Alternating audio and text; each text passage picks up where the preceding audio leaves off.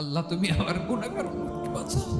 বিশ্বনবী পাগলের মতো একবার হাউজে কাউসারে যাবেন, একবার সিরাতে যাবেন, একবার পুলসিরাতের দিকে, একবার হাউজে কাউসারের দিকে পাগলের মতো দৌড়াতে থাকবেন, তার কোনো গুনাহগার উম্মত যাতে জাহান্নামে ঢুকে না যায়। কিয়ামতের ময়দানে ওই বিভীষিকাময় সময়ে মুসিবতের কালে মানুষগুলো পাগল হয়ে বিশ্বনবীকে খুঁজতে আরম্ভ করবে। সবাই মিলে বিশ্বনবীর কাছে যেয়ে বলবে, ইয়া রাহমাতাল লিল আলামিন, দেখেন আমাদের কি অবস্থা, সূর্যের আলোতে ঘেমে হয়রান, আজকে কেউ সুপারিশ করতে পারবে না। সব নবীরা অপারগতা স্বীকার করেছে, তারা বলেছে আপনি ছাড়া কেউ নাকি আল্লাহর সামনে দাঁড়াতে পারবেন না, আপনি একটু সুপারিশ করেন।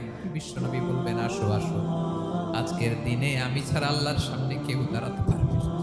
বিশ্বনবী মাকামে মাহমুদে যে আল্লাহু আকবার বলে সিজদায় লুটিয়ে পড়বেন, বিশ্বনবী এমন ভাবে অজর দ্বারায় সিজদায় লুটিয়ে পড়ে কাঁদবেন, রব্বুল আলামিনের রহমতের দরিয়ায় জোশ